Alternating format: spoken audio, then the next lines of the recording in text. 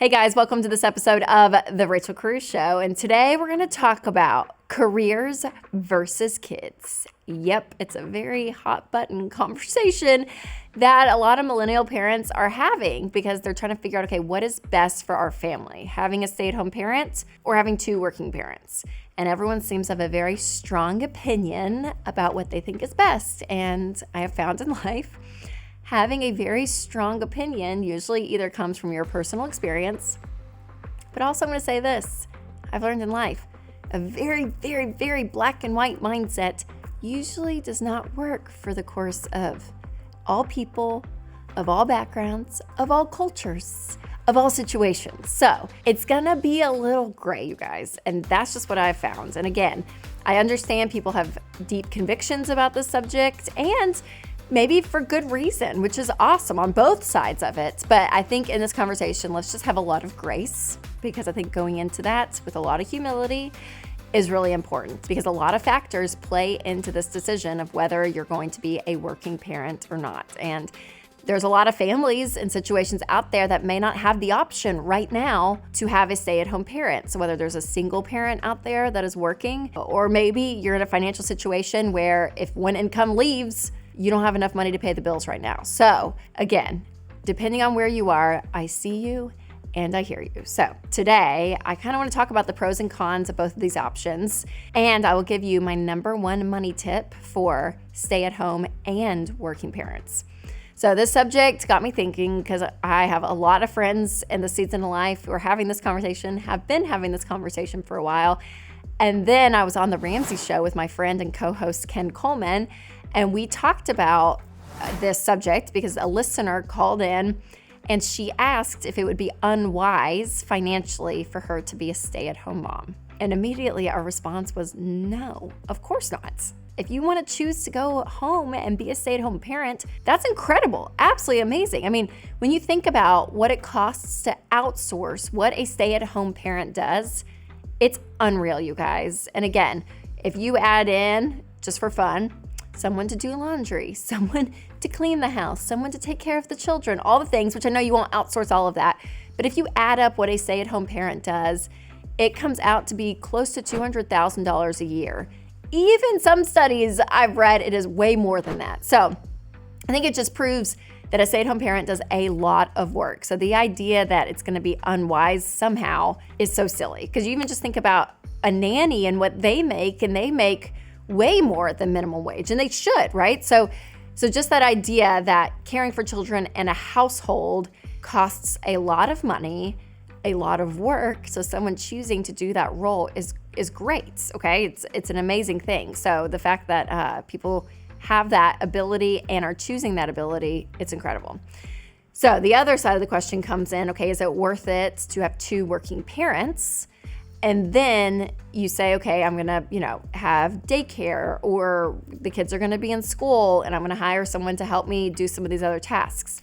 Well, that's gonna depend. So again, it's really gray in here, but I think talking through this subject is really important because every situation is different and every family's needs are really unique. So again, I have friends and they both have law degrees. They're both lawyers. They're very incredibly gifted at what they do. They feel very called to what they're doing.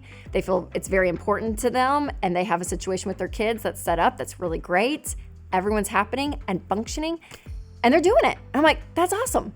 And then I have a lot of friends, and we have one friend that has a stay-at-home dad. Some friends have stay-at-home moms, and that works for them, and that's awesome. So again, I don't want to paint this black and white picture, but there's pros and cons financially, because we talk about finances on the show, to both, right? So if you're both working parents, obviously you're making two incomes. And with that may mean you're choosing daycare and you are paying to outsource childcare, but you may also have more margin to invest, maybe pay for kids' private school if that's what you choose, travel, extracurricular activities, like whatever that two income household brings, you get the benefit of that, right?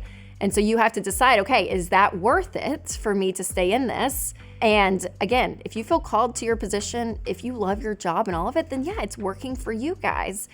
But if you hate it and you're living a life, because I've met people like this, and you're working full time, you're stressed out, both of you are in the grind, and you're exhausted and you hate your jobs, but you make extra money, that extra money may not bring the peace and the happiness that you want, right? So again, you're gonna have to choose. And my friend, Dr. John Deloney, always says, choose your type of hard, because life is just hard, right? On both ends. This is such a Debbie Downer episode. I don't mean it to be, but it's hard when you're two working parents and you're trying to juggle it all. It's hard when you're staying at home with kids all day. I'm doing a Financial Peace University class right now. I'm the coordinator, and there's a lady in the class, and she's chimed in a few times in our discussions, and she has triplets, 2-year-old triplet boys.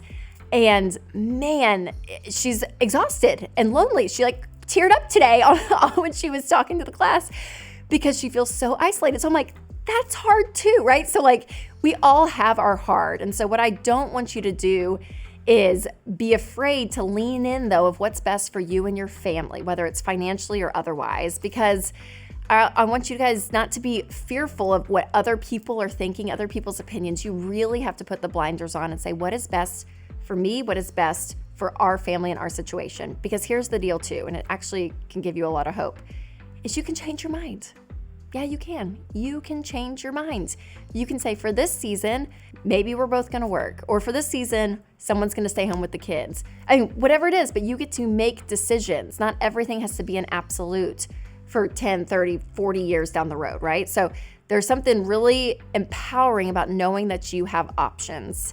I heard a therapist once say, not to say I have to be in this job, or I have to be doing this, No, I'm choosing this. And when you have choices, that gives you the ability to have power and say, okay, what am I choosing to do? Am I choosing to be in this job and us both working to live a certain lifestyle?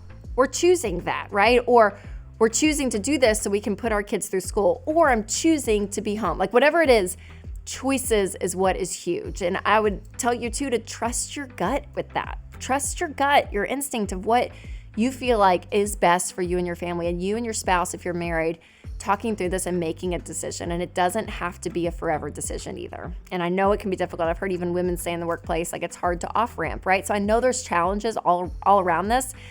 But again, I want you to have the ability to look and say, okay, what are my options and what is my gut telling me? What is best for right now? Because I'm going to tell you, you're not going to regret chasing after what is important to you, whether that's being home or chasing after a career that you feel called to and are very passionate about. So you have to do what is best for you.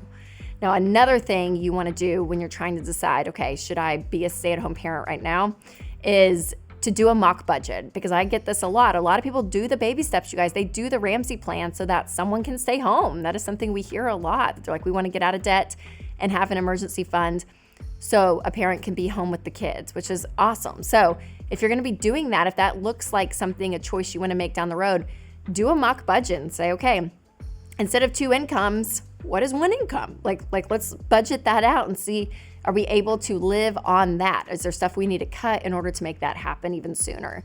So again, this kind of gives you a preview of where you're going to be financially. And I think it's really helpful because, as my friend Dr. John Deloney also says, facts are your friends. So keep in mind that this might be a decision just for a season, and that's okay. But if it makes sense for you and your spouse to be home with the kids, one of you guys, that's awesome. If it's a season of you both working, then that's great. But you have to lean in on what's best for you and your family. Now, before I share my number one money tip, I want to talk to you about one of our sponsors. So you guys, I cleaned out my closet a few weeks ago, and it was so discouraging. So I was I have so many clothes I don't wear because I seem to buy things that I can wear on just one occasion. And I have learned capsule pieces are key. And that is one reason I love Carly Jean Los Angeles. Every piece can be mixed and matched. So whether it's tops or pants or jackets or blazers, whatever it is, all of their stuff, it is classic, it is timeless, it is flattering, it's wonderful. And again, you can wear it so many different ways, which is what I love. So simplify your time in your closet. Instead of picking out from tons of clothes, have a capsule wardrobe from Carly Jean Los Angeles, because their stuff is incredible. So make sure to go to their website, carlyjeanlosangeles.com, and use code Rachel for 20% off your first purchase. And that's 20% off the entire site at carlyjeanlosangeles.com with code Rachel. All right, my number one money tip for any parent out there, whether you're working or you're stay at home, is that you both parents need life insurance. And not just regular life insurance, you need term life insurance. Now, I know it's probably not what a lot of people thought I would be bringing to this episode, but this is a really important part of being an adult and being a parent, because sometimes if there's a stay-at-home parent, again, they're not physically bringing in a paycheck, but you don't realize how much your family depends on that parent. And if something happens to that parent, which is terrible to say, but you guys, it can happen, is to say, okay, I have to be able to outsource some of what they did. And you need money to be able to do that. Because again, think about what all a parent does that's home. They're a teacher, a nanny, a chef, a chauffeur, a housekeeper, a tutor, a coach, a nurse, a therapist, a project manager. They are all these things. Okay, so my point though is you're going to have to probably hire help temporarily to offset everything that parent did because of so much work that goes into maintaining a household. So that is why you need proper insurance in place in case of a tragedy. And at Ramsey, we only recommend term life insurance, not whole life insurance, term life. It's extremely inexpensive, and whole life always has an investing savings option, but we think that your insurance and your investing need to be separate.